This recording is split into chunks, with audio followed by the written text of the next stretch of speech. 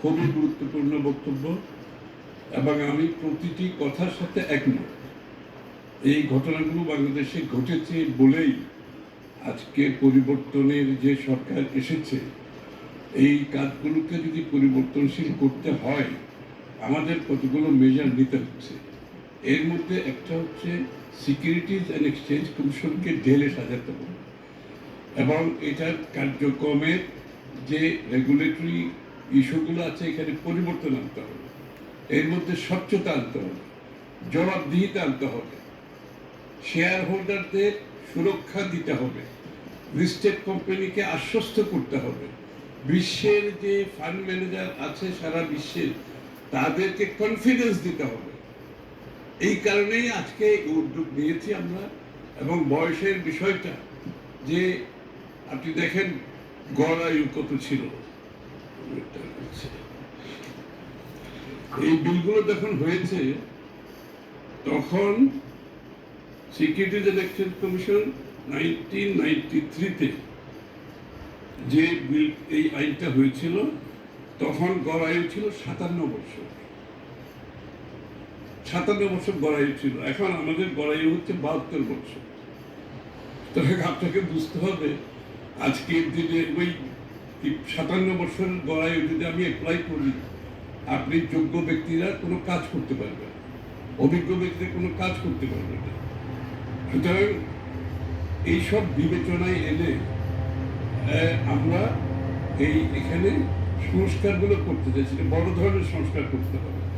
এবং আমি ব্যক্তিগতভাবে এই ক্যাপিটাল মার্কেটের সাথে জড়িত বহু বছর। আমি স্টক এক্সচেঞ্জের সভাপতি ছিলাম। বাংলাদেশ ক্যাপিটাল মার্কেটে যে ইনফ্রাস্ট্রাকচার অবকাঠামোগত উন্নয়ন আমার হাত দিয়ে হয়েছে এবং সবগুলো, কিন্তু দুর্ভাগ্যবশত বিগত দশকের অধিক সময়ে এইসব ভালো অবস্থাকে ব্যবহার করে কিন্তু লুটপাট করেছে। একবার নয়, একাধিকবার লুটপাট করেছে। আপনারা লক্ষ্য করবেন বিএনপি সরকারের সময় কোন সময় শেয়ার বাজার লুটপাটের কোনো সুযোগ ছিল না। ইনশাআল্লাহ এবারও থাকবে না, নিশ্চিতভাবে বলতে পারি। সুতরাং এই পরিবর্তনগুলো আনার জন্য আমি তো শেষ করি না। মাননীয় সদস্য, it's out of the norm, please take your seat. মাননীয় মন্ত্রী আপনি অব্যাহত রাখুন, মাননীয় মন্ত্রী আপনি অব্যাহত রাখুন।